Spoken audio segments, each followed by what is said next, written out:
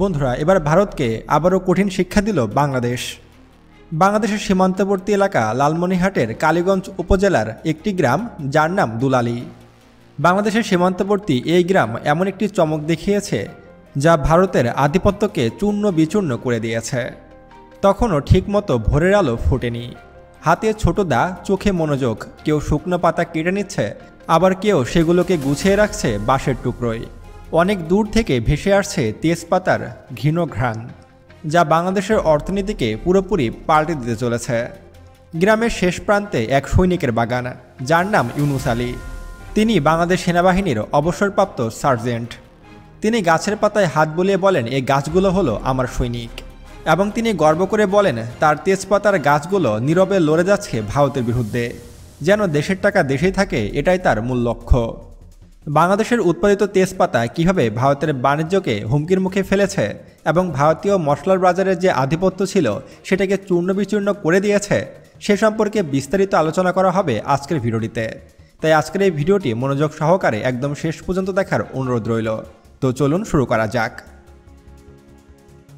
বন্ধুরা, একটা সময় পৃথিবীর মশলার বাজারে ভারত ছিল একচ্ছত্র সম্রাট। কেরালা থেকে কলকাতা, গোয়া থেকে গুজরাট, ভারতীয় মশলাই ছিল প্রতিটি দেশের রান্নাঘরের অপরিহার্য উপাদান। পুরো বিশ্বজুড়ে ভারতীয় মশলার একটি প্রভাব ছিল এবং ভারত থেকে পৃথিবীর অন্যান্য দেশ মশলা সংগ্রহ করত এবং ভারতীয় মশলার একটি আলাদা বাজার ছিল পুরো পৃথিবীব্যাপী।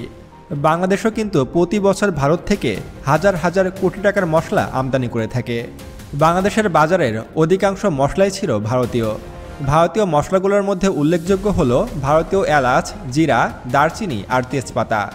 তবে মশলার বাজারে ভারত খেলো একটি বিশাল ধরা।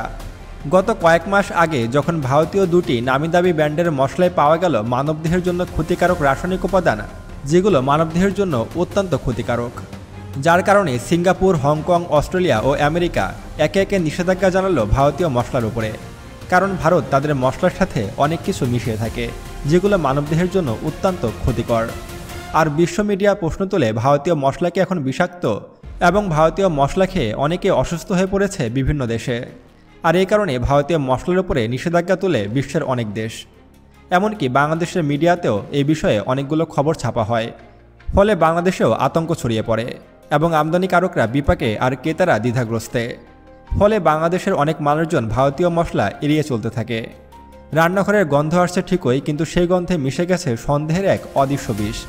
কারণ আপনি যখন জানবেন যে আপনি যে মশলা খাচ্ছেন তাতে বিষাক্ত কেমিক্যাল মিশানো রয়েছে, তখন তো আর আপনি খেতে পারবেন না, আপনার মনের মধ্যে আতঙ্ক জন্মাবে।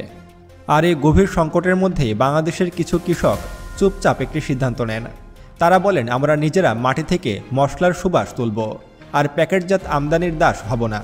আমরা আর ভারত থেকে মশলা আমদানি করব না, নিজ দেশে এখন থেকে আমরা মশলা উৎপাদন করব। আর এরই পরিপ্রেক্ষিতে বাংলাদেশের উত্তর অঞ্চলে ওঠে এক নতুন ইতিহাস। বাংলাদেশের সীমান্তবর্তী এলাকা লালমনিরহাটের ওই কৃষকের নাম হলো মোহাম্মদ ইউনুস আলী, যিনি চাকরি জীবনে ছিলেন সেনাবাহিনীর ইঞ্জিনিয়ারিং করে এবং সেনাবাহিনীর চাকরি শেষ করে তিনি সিদ্ধান্ত নেন তেজপাতা চাষের। ইউনুস আলী প্রথমে 3 বিঘা জমিতে লাগান 350টি তেজপাতার গাছ। 2 বছরের পরেই সে গাছের পাতায় এত বেশি হয় যে তা বাজারে বিক্রি করতে শুরু করেন। প্রতি বছর আয় হচ্ছে 3 থেকে 4 লক্ষ টাকা এবং তিনি এই তেজপাতা চাষ করে ব্যাপক সাফল্য অর্জন করেন এবং দেশের জন্য সুনাম বয়ে নিয়ে আসেন এবং ভারতের বিরুদ্ধে যুদ্ধ না করেই ভারতকে হারিয়ে দিয়েছেন। তিনি বলেন, আমি দেশের জন্য অস্ত্র ধরেছিলাম, এখন মাটি ধরেছি। এই মাটি থেকে আমার সম্মান আর আমার আয়। তিনি বলেন, আমি 2016 সালে অবসরে আসি এবং অবসরে আসার পূর্বেই আমি এই বাগানগুলোকে করেছি। এই বাগান থেকে এখন আমি যথেষ্ট পরিমাণে এসে সুফল পাচ্ছি। বাগানগুলো পরিচর্যা করে এখান থেকে আমি বছরে প্রায় 1 লক্ষ টাকা আয় করে থাকি এবং ভবিষ্যতে এই আয় হবে 2 থেকে 3 লক্ষ টাকা। অর্থাৎ তিনি মাত্র 3 বিঘা জমিতে তেজপাতা চাষ করে বছরে 2 থেকে 3 লক্ষ টাকা আয় করছেন এবং তিনি আত্মনির্ভর হয়েছেন। আর তার দেখা দেখি লালমনিরহাটের কৃষকরা ধান, গম, ভুট্টার পাশাপাশি এখন মশলা চাষেও ঝুঁকছেন।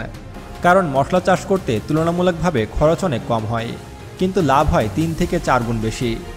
তেজপাতা চাষে একবার গাছ লাগালে সারা বছর ফলন পাওয়া যায় এবং খুব বেশি কীটনাশক ও অন্যান্য সারের প্রয়োজন পড়ে না এবং তেজপাতা গাছ লাগানোর মাত্র 2 থেকে 2.5 বছরের মধ্যে গাছে পাতা আসা শুরু হয় এবং 1 বিঘা জমি থেকে বছরে আয় হয় 70 থেকে 80 হাজার টাকা এমনকি অনেক সময় পাতার ফলন ভালো হলে 1 বিঘা জমি থেকে বছরে 1 লক্ষ টাকা আয় করাও সম্ভব এবং এই ফসল বছরে 2 থেকে 3 বার সংগ্রহ করা যায়। ফলে কৃষকরা মাঠে পাতা শুকিয়ে পাইকারিদের কাছে বিক্রি করেন 110 থেকে 120 টাকা কেজি দরে। আর পাইকাররা মাত্র 110 থেকে 120 টাকা কেজি তেজপাতা কিনে তা ঢাকাতে নিয়ে এসে 300 থেকে 350 টাকা কেজি দরে বিক্রি করেন। অর্থাৎ যারা পাইকার তারা লাভ করেন কয়েক গুণ বেশি।